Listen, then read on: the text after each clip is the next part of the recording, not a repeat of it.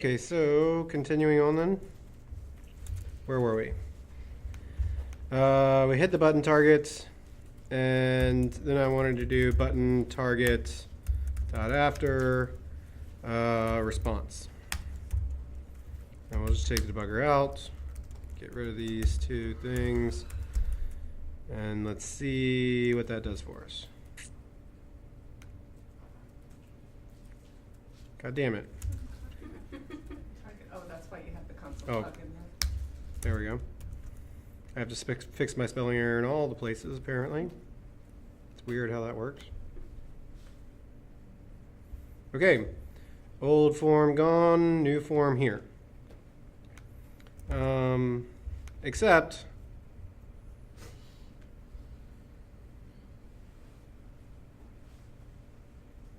that's not how it works in their GIF. There's a difference, right? Shannon's shaking her head. She's like, I've been waiting all this time. The difference is, if we go back to the new page, is that this part, the H1, isn't included. And I don't know if the errors are included or not. I'm gonna bring the errors along for the ride. So I'm gonna take everything that isn't included in their thing. I'm gonna cut it out, and I'll go make a partial. So touch, app, views, horses, underscore, what do I want to call this?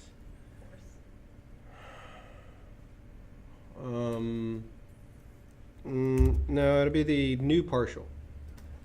Yeah. Dot ERB. And so let's go to the new partial and paste this right on in. Check our indentation. Everything appears to remain the same. Whoops. And then let's just bring it in right over here. So ERB to horses slash underscore new. Oh, thank you. And because I'm rendering this ERB from within another ERB, it's smart enough to figure out that it doesn't need the layout turned off. And I can give a quick glance here, and what dependencies do I have in this file that I just moved over? I'm sorry? A horse instance variable, and an instance variable has an instance variable scope, which means that I don't have to send anything along for the ride. It's already available because they're just sibling methods. So let's immediately go back and we'll refresh our page, and we'll try this again.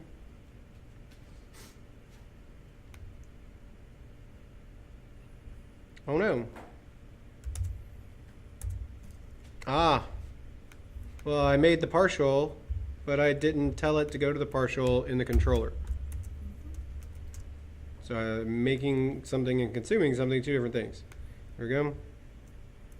All right, yeah, there we go. Now we're good. Awesome. So now we got a form on the page. So we can commit.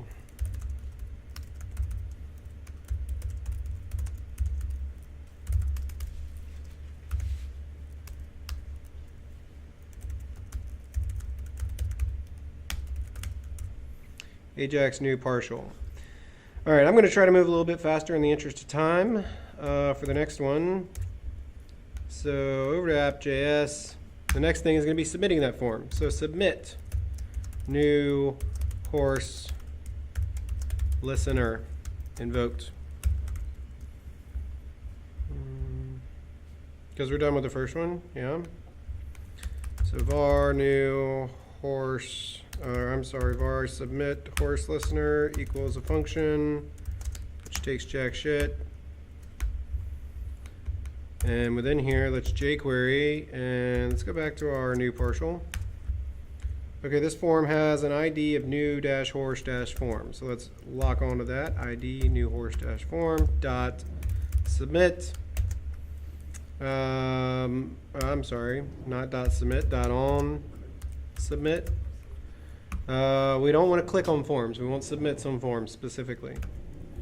And then a function, which I guess doesn't have to check jack shit. Isn't that interesting?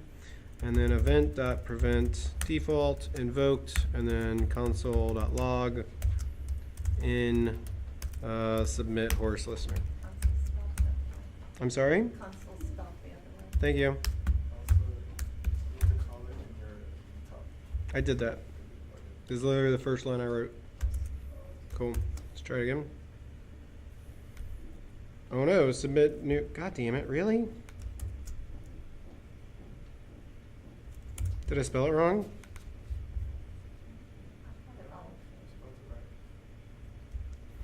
I defined it. Hmm? Does that form have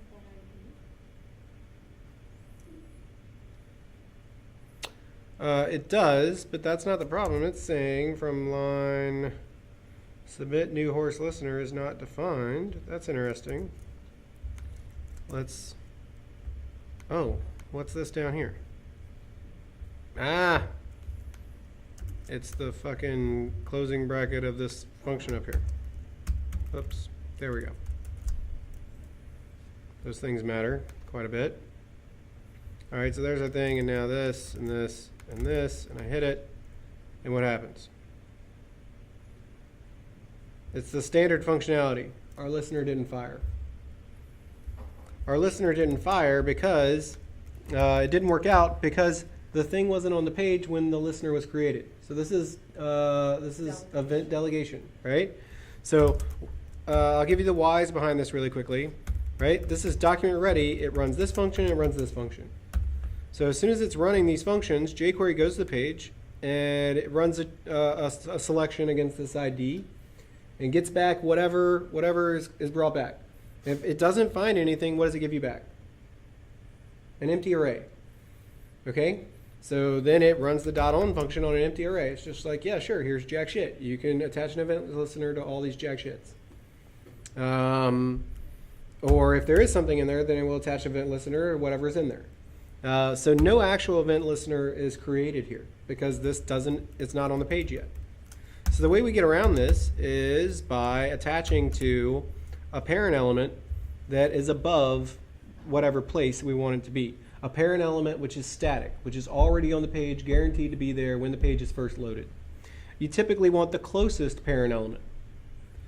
So for this one, I'm going to say like,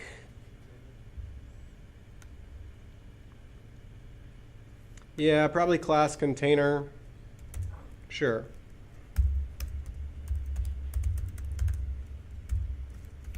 And then you pass the thing that you're actually looking for as an additional argument over here. So what happens is jQuery makes the submission handler on the parent element, the container. But then under the hood, each time this callback function is triggered, before the callback can run, on dynamically repulls the DOM at that time to ensure that the event which actually happened corresponds to this second argument. And that it's a proper child of this other thing. And that's the magic part, right? Is because it repulls the DOM at that time, at the time of the event, it's able to see things that have been dynamically added to the page since the page was first loaded. So now if we try this again. And that's it for the syntax. There's nothing more than finding the parent and then adding the actual That's it for the syntax. That's correct. element that you're waiting to appear on the page. So the initial selection is on an in submit horse listener. So that worked out. The initial selection is on some parent element, the closest static parent element. And then the second argument is the thing you're actually looking for. And boom, dynamic listener. Just like that. Cool. All right. All right, so I'm in this form, and let's var form target equals dollar this, and then let's var form URL equals form target dot adder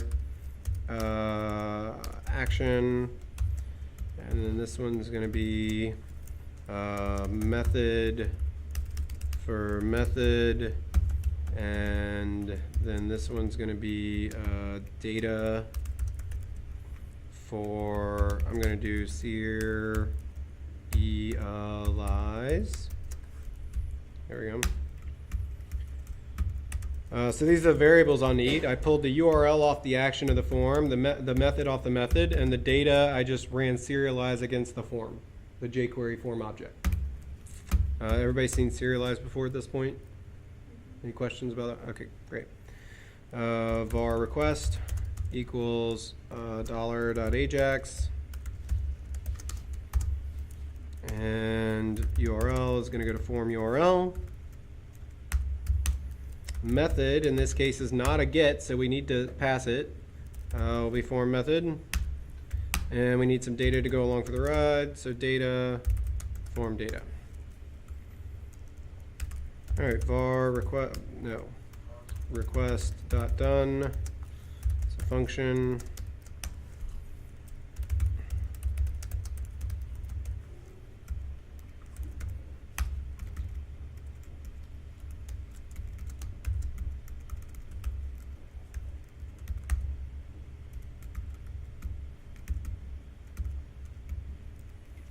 And a dot fail.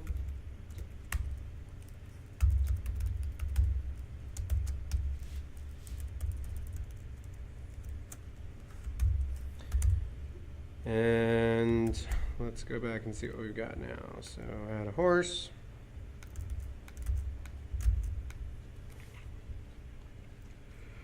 Okay, I got a response from the server, again with the layout.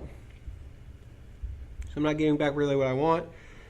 But this looks like the horse's show. Big ADSF and then some stuff.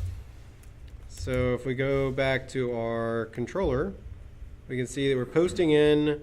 If the horse saves, it redirects to horse show. That's why we got back the horse show page with the layout turned on. So again, we just need to handle the different request types. So if request.xhr else end, so the else is this, and the if is let's ERB to something, horses slash what do we want to put on the page? Underscore show. The show is the place where we get all the horse details. What do we want to add to the page? Remind me what we're doing. I'm making a new horse here, and after I hit submit, I want a new horse to pop up on this list, which isn't really a show. It's just however the horses are listed out on the index. So let's go take a look at index.erb. Here it is. It's this list item. All right, this list item is about to become a partial then, because I want to just use this bit. So let's touch app, views, horses, underscore, index, list. Yeah, sure. Paste this in, fix my indentation, and before I leave, I need to take stock of whatever dependencies I brought with me in this file. What dependencies do I have? Horse.id with a fucking missed. Oh, that's actually in the challenge. Oh, it pisses me off. Inconsistent spacing inside your ERB text. This doesn't piss you off? This doesn't make your blood boil? You're not sitting here in the audience like, what the fuck? I didn't spend a lot of good money for this. Caffeine kicked in, my son. Yeah, it did. The caffeine kicked in. That's right. Okay. What scope is horse? Not this scope. Dot this scope? Not this one. Oh, So it needs a local, basically, from the other side. it's a local scope, which means that like it can't cross the interdimensional barrier between methods, right? So yeah, we need to, if we're going to murder this thing in the face here, which we are, we need to send along the local variable for the ride. This is extremely common in iteration. This is the most common place where we use partials and then subsequently have to send a local variable because like we're iterating over, we've got a block parameter and the block parameter is locally scoped to this block. So if we're running an ERB out of this block, we got to send locals along for the ride. So ERB horses slash index list and then comma locals. It's going to be a hash with horse equating to horse. Okay. And we can actually test this right off the bat just by reloading the page. Everybody's still there, so that means that worked. Our partial strip out. So back to the controller now. Horses underscore index, whoa, an index list, comma, layout, false. Here, we're calling the ERB method from the controller. So we have to tell it layout false. And we'll need the same locals as before, horse, except here, the thing that we're sending in is going to be the at horse. Because we don't have a locally variable scoped horse here, we have the at horse. Right? So the key in the locals hash is what it's going to be when it arrives at its destination. The value in the locals hash is what you currently have that you can send. Okay, great. So let's see that this worked out. Add a horse. We got a Tom. It's 12. He's Tom Tom. Could you show the files where that at horse was referenced in the HTML and then in the controller and stuff? The add horse, this is a post to horses. We're making the add horse right here. This is the horse that we're making. Okay, so I understand that, how it's horse and not horse. And then when we interpolated it in the partial? In the partial, we were coming from a different route. The partial, we're on the index. The index has an at horses. And then we run an each. We're iterating over, taking a block parameter, local variable, horse. And now we're sending that off to the same place. Yeah, that was tricky. I understand this one. Then the second locals would bring the instance variable back to the other side. I get a bit confused like I how. don't understand. Restate. So I understand the need for locals here. I'm just not fully understanding the need for locals from here to the other side to get. For this one? Yeah. Yeah, so our partial doesn't consume the instance variable. Our partial consumes the local variable. So, I mean, I think what you're getting after is that we already have at horse in scope here. Yeah? Yes, cool. So I could come in here and I could write some code that would, like, you know, probably get my kid shot one day. I could say something like, you know, horse equals at horse, right? And I could like rescope the variable here to a local variable. And now we'd be all good. And I wouldn't have to pass the locals in. Because I'm like taking whatever thing that I have in scope with the instance variable and I'm like modifying its scope locally. That's terrible. We should definitely not do that. So instead, in the controller, we're sending what we do have because this is the dependency. So you got to satisfy this dependency. You either got to write a bunch of code to not have the dependency, which seems tedious, or you just have to satisfy the dependency. So you're saying basically that I'm going to throw you this partial, and that partial iterates on that horse. So I'm going to send you at horse, and then, okay, I get it now. In the one spot, it iterates on at horse, or on the one spot, it iterates over at horses. So yeah, we're iterating here, but in the other one, we're not iterating. We just have one horse. So it doesn't matter whether we're iterating, not iterating, like where we get to. The fact of the matter is this partial has a local horse dependency. So whenever we call this partial, it's got to have that local horse sent in, period. All right, and that is what we're getting back now. It's just the list item with the horse. So we can throw that right on the page. So back to our JavaScript. This is our response at this point. And where do we want to append this to? I want to add the horse in here with these other horses. So if I inspect one of the other horses, it's inside the UL class list. Cool. So in the .done, let's jQuery select class list .append response. And while I'm here, I'm going to go ahead and take care of the other stuff in the interest of time, which will be jQuery select. What do we have? Where was that form? Well, we need to hide the form that's currently here. So it could be like button target. Is that what I called it?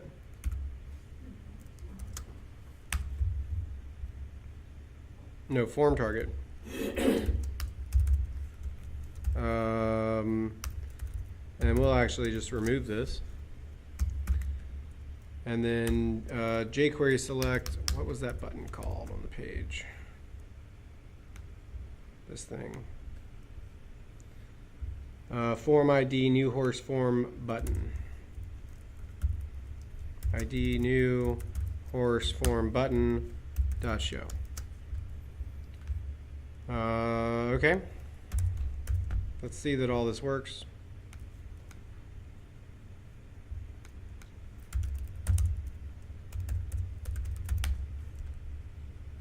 Sally Talls and the add horse is back on the page. Yay? And I can wash, rinse, repeat. If you hide, would it work as well? It totally would, except that the next time we came through, I mean, we just run into problems because subsequent calls to the new horse button would bring in new forms on the page, Have, like, two and then there would be, spacing would be weird. right, and I think the way that we currently have it written, the old form would still be hidden, but would also still exist on the page, which seems like probably not a good thing. I think they say hide it, so like your inclination is to hide. Just All right, so get s, get add dot, get commit dash m, release 2, dynamic post to horses. Okay. Moving right along, release 3 is the actual horse show. So when I click on a horse, I want to not go to this page where this information is displayed. Instead, I want to like see this information pop up underneath my horse right away. So another event listener, right? Same old, same old. We need to attach event listener when we click on one of these actual horses. So let's see, this thing is an anchor tag with big fancy text and light link. All those I think are CSS classes again, right? Remember the conversation we had earlier about that? can you use the href? The href. Yeah. I'm going to add another class Okay. to the thing. So you made an underscore this thing. Yeah, there we go. So I'm going to add to this like horse list item. And I'll use that to like hook up with. So this is going to be a horse show listener.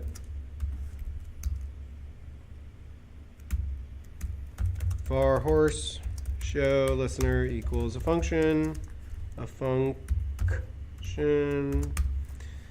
then jQuery select, jQuery select, what did I just call it? Shit. A horse list item.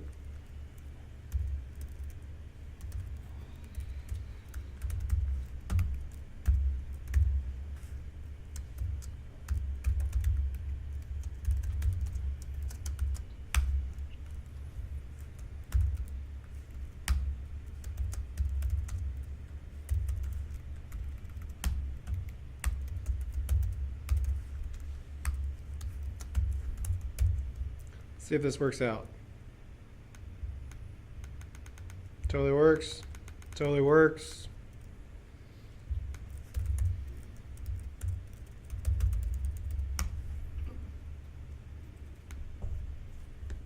Doesn't work.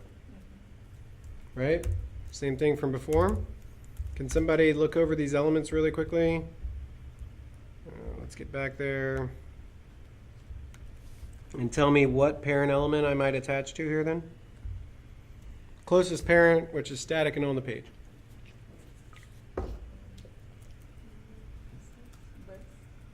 Class list? Sounds terrific. Let's do that.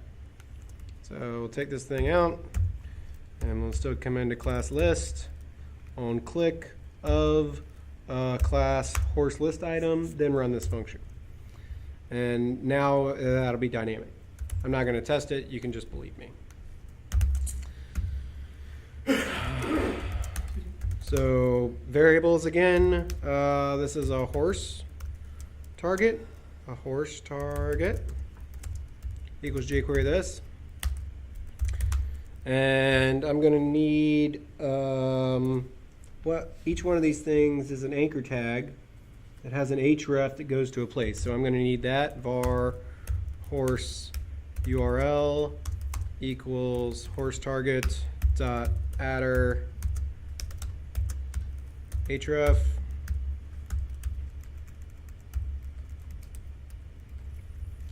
And that's it. That's all I need, right? Because anchor tags are gets again.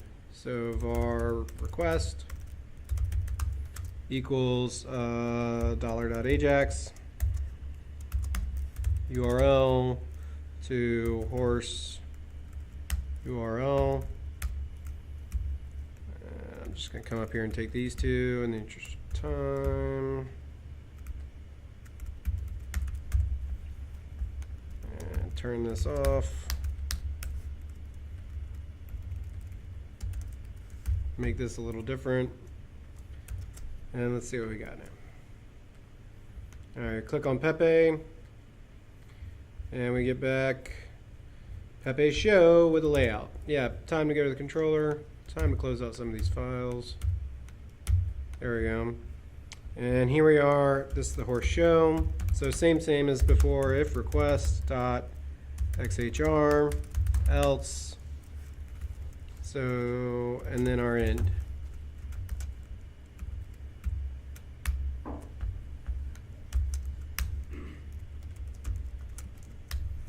So if it's an XHR request, we'll make a partial called underscore show, the show partial. Let's go ahead and touch that.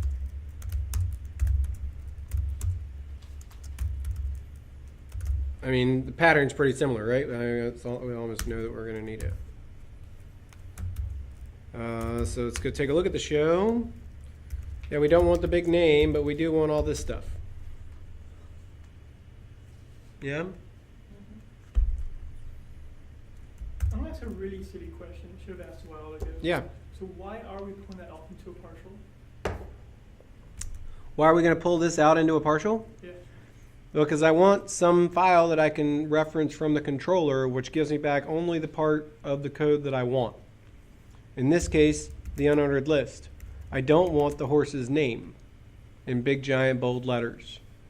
Okay. I just want the details about the horse. So if you did. So I'm going to pull this off to a partial, and then I'm going to ERB to horses / show. And I don't have to pass it anything because there's no local variable dependencies. So if you didn't do the partial, once you clicked on the name, it would have the name again and the information you want. Yeah, exactly. It'd have a big fucking honking name and then the details under that. And I don't want that. Yeah. Right? So I've got to get a little bit more granular. Okay, So now underscore show, paste this in, no indentation to fix, no dependencies to resolve because add horse is already in scope. Right? That's my check every time. Any indentation fucked up? Nay. Any dependencies I need to resolve? Nay. Moving on. I'm sorry, would it make you feel better if it was like a nay? Okay. Very good. Thanks for getting my question. I totally did. I saw the look in your eyes, Sarah, and I was like, yes, I know what it is that she needs. I'm super happy that we've crossed the variable of non-verbal communication. So horses underscore show, but here in the controller, I do have to say layout false, right? Again, because the controller doesn't know that it's ultimately going to be consumed within another ERB file. But I don't have to pass any local variables because I don't have any dependencies I have to satisfy. Add horse is already in scope. So then we should be good here. Like now, if I click on the Pepe, I get back the unordered list with Pepe's details. So back to the thing, back to the application.js. I just need to make use of this. Let's console log our horse target, and let's drop in a debugger so that we can see where it is we're at and what it is we've got to work with. So this is our response, and this is what we got. We're on the, that's why I shouldn't gloss over this point, right? For anybody that hasn't gotten it yet, the reason I always make this horse target variable up here is so that I have access to the context of the event when the event happened down in this subsequent function. Because the this in this function has changed. It no longer points to the same place. Right? New function, new this. So making the variable appear ensures that I maintain access to the actual event. Which is great because I need to know which one of these horses to append the data to. So here we are, we're dropped in the debugger and we've got access to our horse target variable and we can start traversing the DOM with it from here. So I'm looking at the elements of that thing and yeah, there we go. And where do I want to add the stuff in at?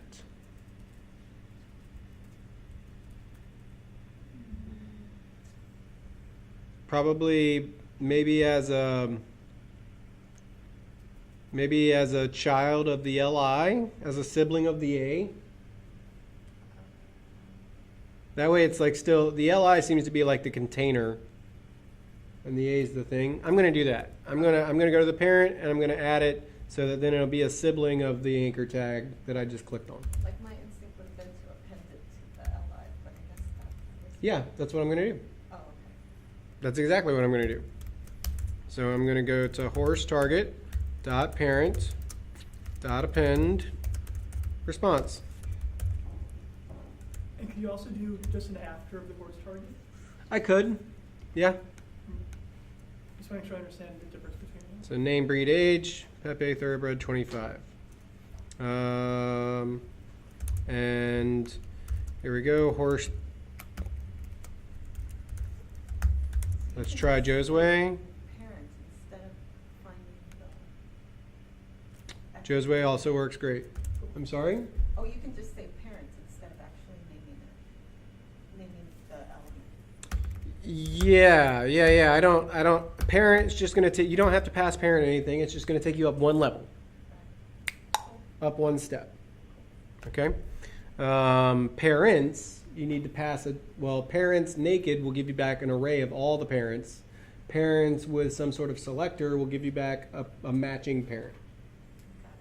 Okay. I'm gonna leave it this way just because I like it better. Sorry, Joe. All right, so you think we're done, right? We should probably go and commit this. Get dot, get commit, dash m, dynamically, whatever, loading horse deets.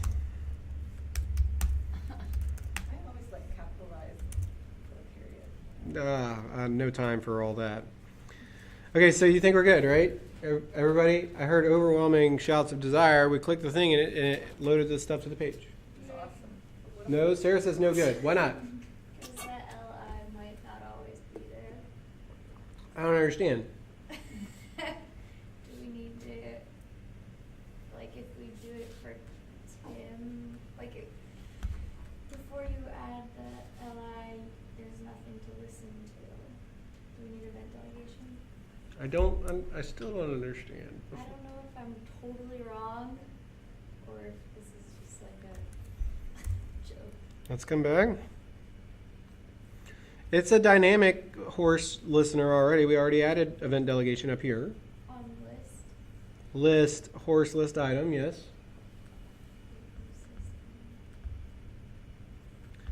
Oh, so that's listening on the UL, and then this is the list item. Yeah, is the individual horse. So when I click on the horse, it loads up the details. Ugly. Whatever. The thing that I'm much more concerned with is what happens when I click on the horse again. And again, and again, and again, and again, and again. This is bad news. This is probably suboptimal behavior that my users weren't anticipating. So I need to get a little bit more advanced with this so that it like goes away when it's done. We can do this with a condition.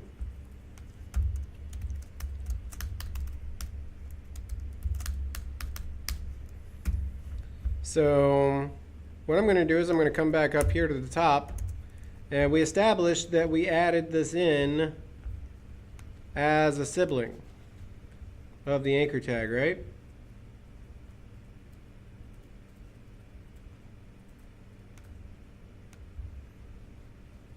Anchor tag. Hold on. Let me put my debugger back in. No. Yeah, up here. All right, so I'm going to click it the first time and continue. I'm going to click it again. And let's horse target dot siblings. Yeah, it's totally a sibling of the anchor tag. Because that's what we did. We went to the parent and then we appended it. So it would be a sibling. Cool. So I can run like a conditional here, and I can say if jQuery select, actually not even jQuery select, just horse target because we already jQuery selected, dot siblings. Then I can do some stuff. Right? Yes? Everybody's cool with if statements? Except that this doesn't work. Because it already has a sibling, It may have a sibling, it may not. The reason this doesn't work is because siblings, like every jQuery method, always returns you what? An array. And it is an array truthy or falsy value? Truthy. So there's no way to just like in jQuery just say, hey, yeah, horse target.siblings and run a conditional against that. You have to check its length, which you can do so just by calling length, because a jQuery object doesn't have a length property unless it has something inside of it. If it makes you feel better to be more specific, you could do length greater than 0. If that just like makes you sleep better at night. Great. So if the horse target has siblings, then let's just say horse target dot siblings dot toggle. We know about toggle? No. Toggle is show and hide combined. So if it's hidden, it shows it. If it's shown, it hides it. Easy peasy. So horse target dot siblings dot toggle. If there are siblings, then toggle those siblings.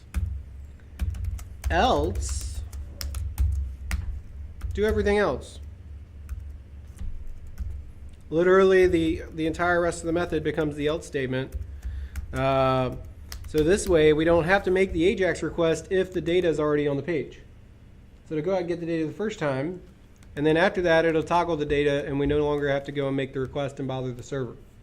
Let's try this out.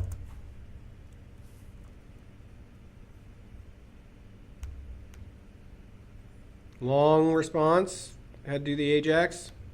Ultra quick response, now it's just toggling. Cool. beautiful. Another way that might have been better to have done this might have been instead of checking the siblings, maybe we could have given this UL sort of its own class. The details UL, like details UL, would have been probably a good class for it. And we could pull the entire DOM with jQuery for any detail UL classes. And if there are any detail UL classes on the page, maybe we just like hide all of them. And we show this one here. Like that could be like a step further. Just like putting that in your brain pan if anybody's thinking about like what can I do after this. Can you repeat how you did the whole toggle up again? I managed to get toggle down, but not. I'm sorry? How'd you guys go back up? Is that just, It shows or unshows depending on. Because I'm using toggle here, okay. it shows or hides the thing. And it's not just happening, it's only happening if the thing already exists on the page. Okay? Okay, that's pretty cool. And now we're like super dunsies.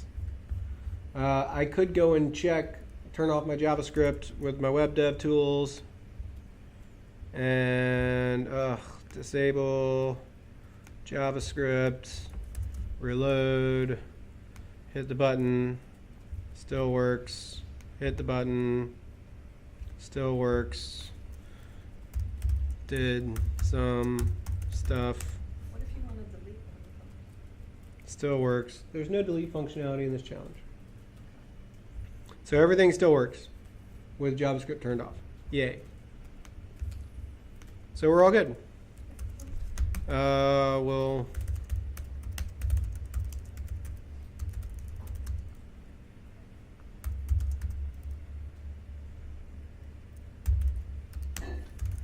and let's do this real quick. Let's run a git diff against master.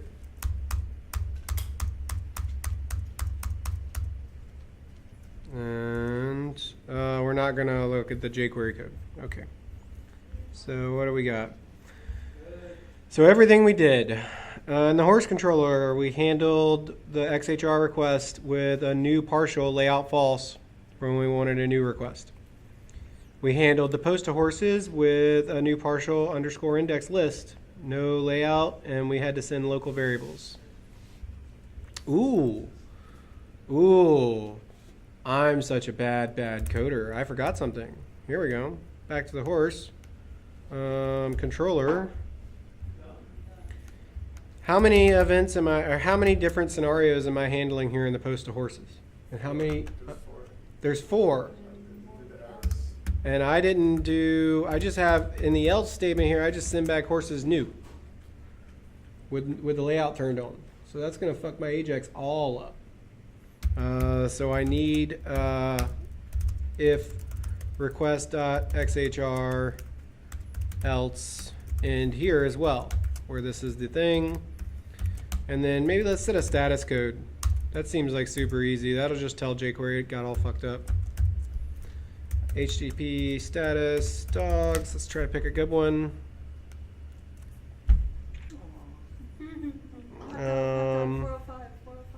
405 method not allowed. Oh, come on, that's not so cute. How about 408? It's pretty sweet. Request timeout. 420. Yes, enhance your comm. I'll go with 405. Little dogs in a bun. That's cute. Okay. Okay, cool. So handled all 4 cases then. Same with the controller here. We're displaying the partial of the show page instead of the entirety of the show page. We made this index list partial. We made this new partial. We made this show partial, which were all just like view fragments of larger files that were more specifically custom tailored to our needs. In the index, we consumed that partial. We added a ID to the form. We deleted all the stuff and consumed the partial on the new page. We deleted all the stuff and consumed the partial on the show page. Oh, hey, we added jQuery above the application.js. That's probably important. And here's our document ready. We wrote all of our functions as named variables down below, and then we executed them in document ready, keeping a nice clean workspace. We confirmed that JavaScript was running. We confirmed that each of our event handlers was running within as soon as we got into the event handlers. We learned something new, that you get an event for free inside an own callback. That's fucking awesome. That's going to save me like 4 keystrokes. A lot. We made some variables, a target, an action. We made an actual Ajax request. Everybody says Ajax is so hard. I don't get it. It's 3 lines. What's the big deal? What the hell? Okay. Then we handled the done function of our Ajax, which is actually the hard part typically, where we have to like do the DOM traversal. We've got to move around. We've got to go from this place to that place. We've got to be cognizant of what elements we have available to us and like where they live. And we have to like make decisions about what's the best way to get this thing onto the page. That's the hardest part of Ajax, is the .done function. And it's not Ajax at all, it's just jQuery. Then we've got the fail, which just tells us that shit didn't work out. And it's same down below. Like wash, rinse, repeat. And that's that. Okay, happy hacking.